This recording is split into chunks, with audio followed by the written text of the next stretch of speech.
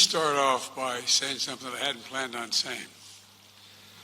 You know, I think there are very few people in Europe or in continental United States and the North American continent that thought this man would stand up and come to the aid and assistance of Ukraine.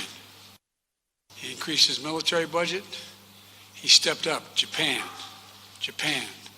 because he understood that when any part of the world has 185,000 people, soldiers, crossing a border, stealing sovereignty from another nation, that it affects the whole world. I want to thank you again publicly.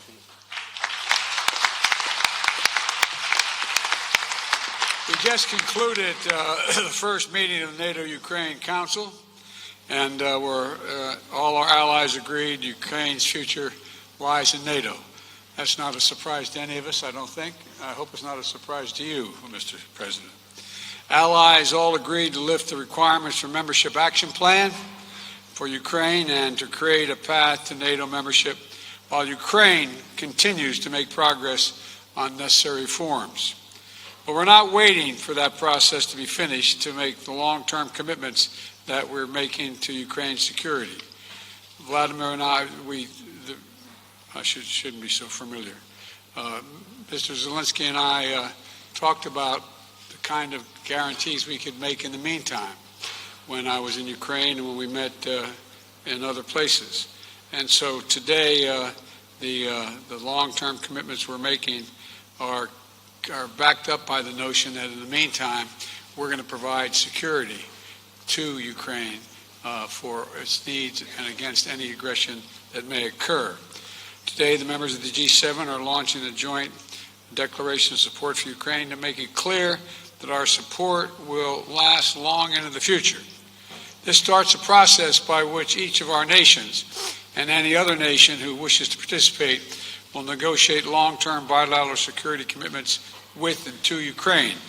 We're going to help Ukraine build a strong, capable defense across land, air, and sea, and from which will be a force of stability in the region and deter against any and all threats. I want to thank my fellow G7 leaders and President Zelenskyy for their work to make this happen. I think it's a powerful statement of our commitment to Ukraine as it defends its freedom today and as it rebuilds the future.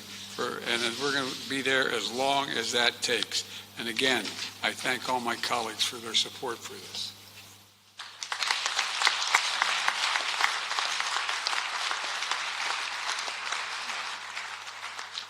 Thank you very much, Mr. President, President Biden, Prime Minister Kishida,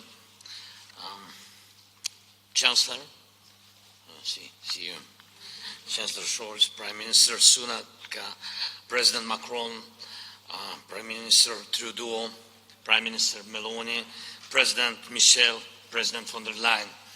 Great honor to be here. The outcome of the NATO summit in Vilnius is a very much needed and meaningful success for Ukraine.